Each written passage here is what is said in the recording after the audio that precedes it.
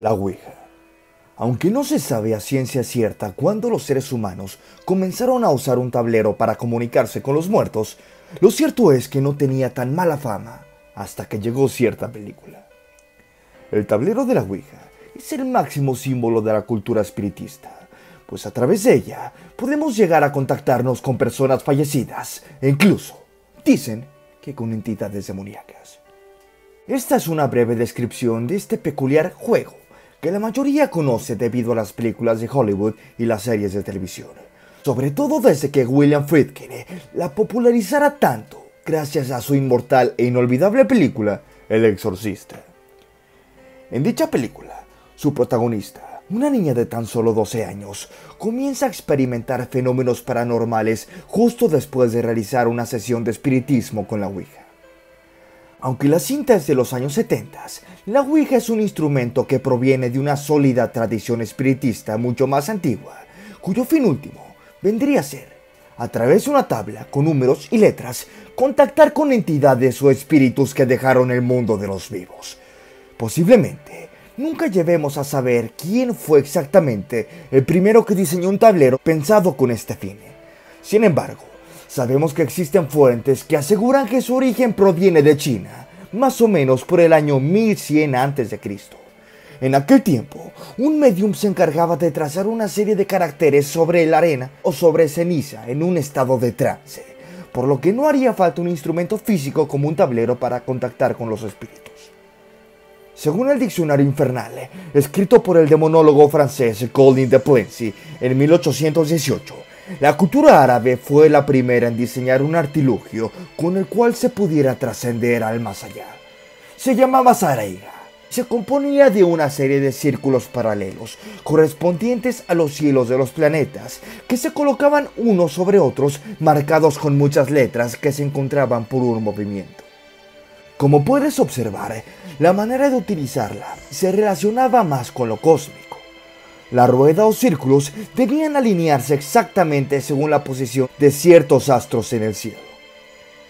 Aunque la popularización del uso de la Ouija surgió en Estados Unidos a finales del siglo XIX aproximadamente, fue en París donde el espiritismo comenzó a cobrar una importancia cultural bastante importante, sobre todo para la alta sociedad.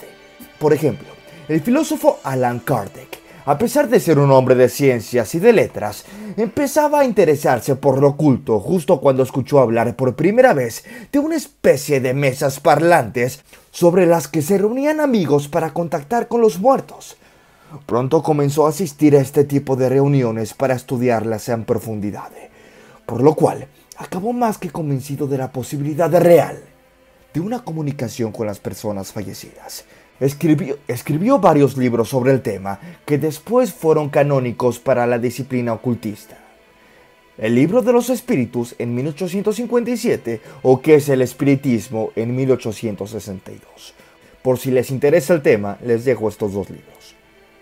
Como te decía, fue en Estados Unidos donde el espiritismo alcanzó su verdadero auge gracias a las hermanas Fox, tres pequeñas que se hicieron muy famosas a lo largo de todo Estados Unidos tras simular un caso de encantamiento en su casa en Hydesville, en Nueva York.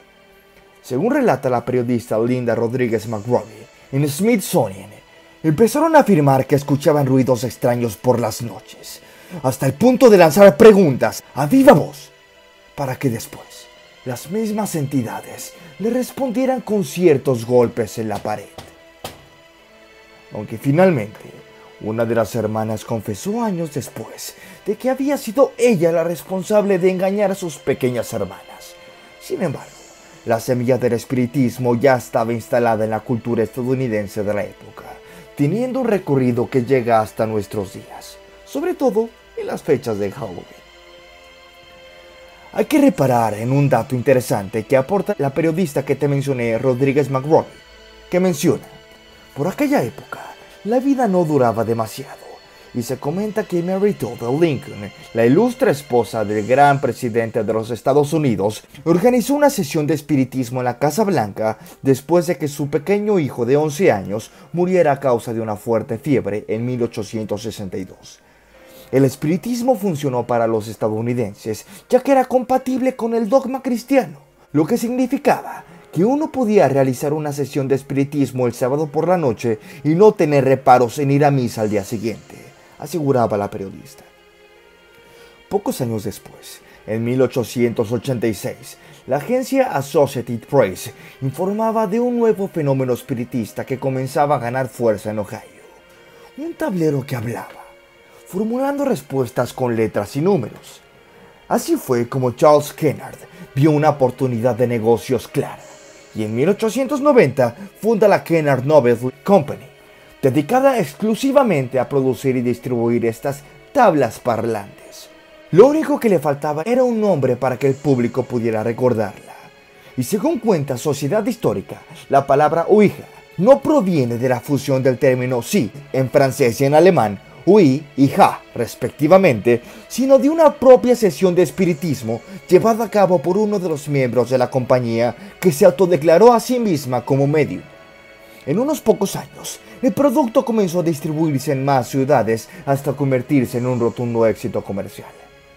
La fiebre espiritista continuó escalando en el país norteamericano en el primer tercio del siglo XX, más aún, después de desastres nacionales tan importantes como la Primera Guerra Mundial en el 18 o la Gran Depresión en el 29.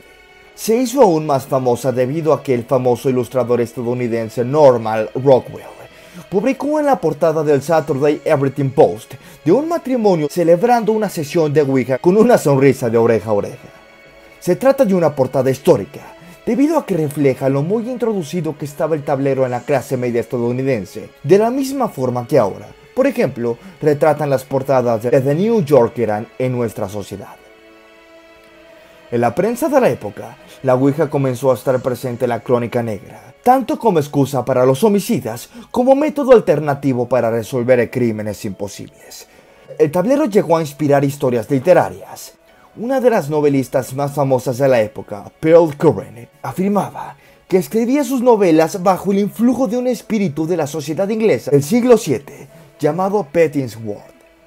Esto no fue nada en comparación a cuando el escritor James Merrill, ganador de un premio Pulitzer, publicó en 1982 The Chanting Light at Hanover, un largo poema inspirado en las sesiones de espiritismo que llevaba a cabo con su mujer en una ouija fabricada por ellos mismos.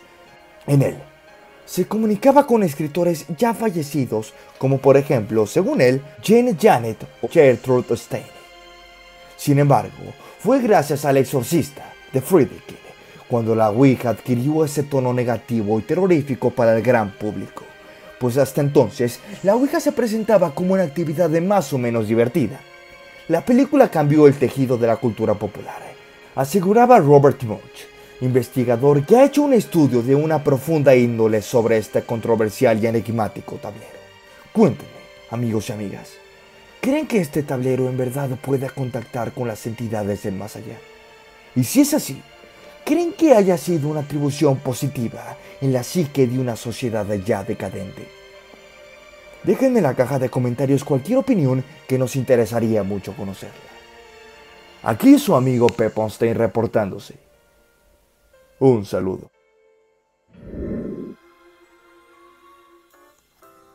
Antes de terminar con el video, quiero invitarlos a formar parte de los miembros del canal. Tendrán muchos beneficios como obtener insignias especiales, ver contenido exclusivo o mirar contenido antes que sea público, así como pedirme directamente algún tema de qué hablar, al igual que pedirme alguna canción para tocar, entre muchos beneficios más. Si mi trabajo les gustó, los invito a que dejen su like y se suscriban al canal, ya que me ayudan un montón a continuar con este proyecto, además de que es totalmente gratis. Larga vida a todos ustedes, amigos, y recuerden, ¡Let's rock!